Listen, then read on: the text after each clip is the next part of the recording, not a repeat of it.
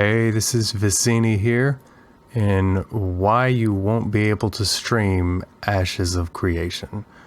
So, I've been following the game for quite a while now, and one of the things that I've picked up on is that dungeon and dungeon bosses will be PvP contestable content.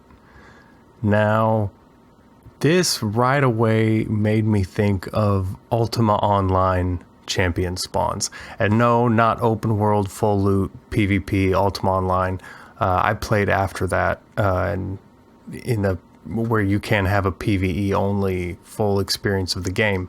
However, there are PvP zones in Ultima Online, large ones, and one of the incentives and content that they have in the PvP zones are something called champion spawns. They're basically PvE encounters where you fight wave after wave of increasingly difficult mobs, where then finally the champion, the boss, spawns, and you fight it, drops great loot. But what happens is PvPers will check the spawns. Sometimes they'll send scouts. There's even bots that they have to alert them. It got crazy. But basically, after you do all the work of working the spawn, and you're right at the end, either you've almost killed the boss or the boss has just spawned, a PvP group will come in, a guild, and they're perfectly spec'd for PvP, whereas you guys, it's usually a group activity, are spec'd for PvE to take care of the spawn, and they come in and they wipe you, usually.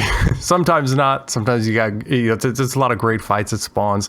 I've been on both sides of it many times. I loved the content. However, it's PvP contestable content. Me personally, I do enjoy PvP, but then I like to go back and take a break from it and then go have fun in PvE safe, not non-PvP tension environment.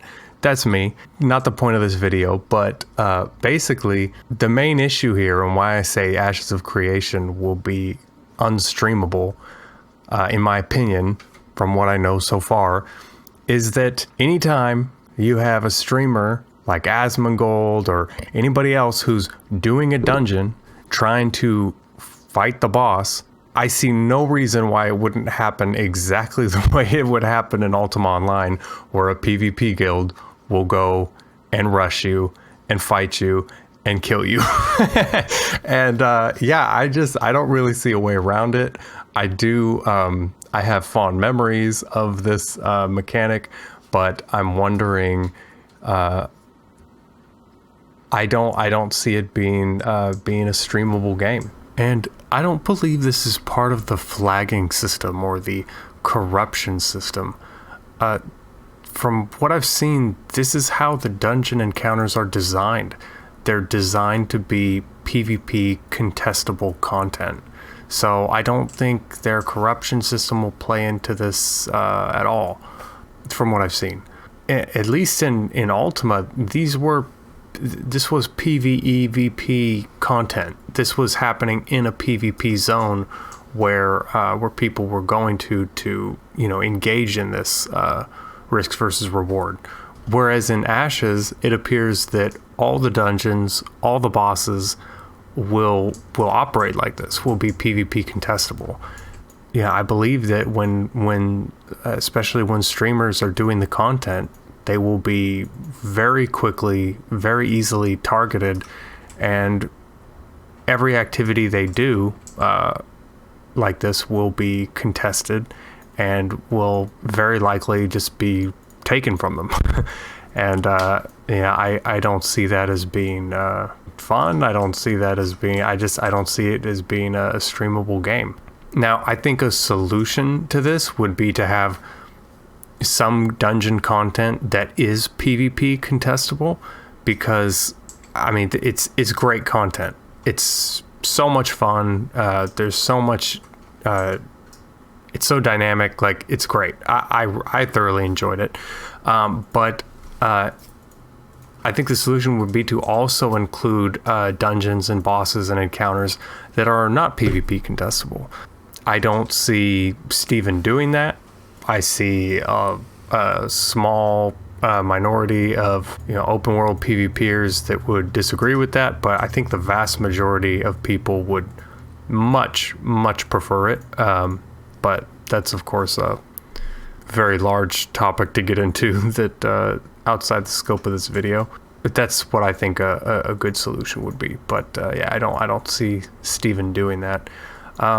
Unless, of course, there's a huge player base problem, huge player backlash problem, which, as it stands now, I see that being very realistically happening.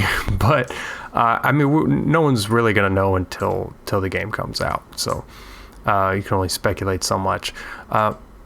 Also, I mean, really, aside from this dungeon content and bosses that are going to be PvP contestable, I mean, even outside of that, I still see the game as not being streamable, not being Twitch friendly, or stream or on any platform, and that's also because, aside from this, there will always be a player that will be willing to take on whatever the corruption is, whatever the consequences are, if it means that they can kill a streamer. So I don't see it working out on a streaming platform, and I mean, people could make the argument, well, not every game needs to be streamable, and I guess you're right. But I think it does beg the question: if you're going to have a big budget game that has great content updates, has great future support, it's going to be able to need to generate good money. And if there's no streaming community around it, it's just it's an interesting line of thought of how successful can a game be in this day and age if it's so hostile to a streaming community. So just some interesting food for thought, things to think about, I think, for the MMORPG community. But yeah, please, I'd love to hear what you guys think. If you disagree with me, if I've missed something, please share it. Yeah, like and subscribe, and thank you so much. See you in the next one. Hey guys, so I've been making a game. It's called Rise of Koreth. It's an action-adventure, Souls-like, hack and slash with RPG-light mechanics, some platforming elements, lots of enemies to fight, secrets to explore, and bosses to challenge. Please wishlist on Steam today, Rise of Koreth. Your support means so much to me, I can't even tell you. Thanks so much again. See you next time.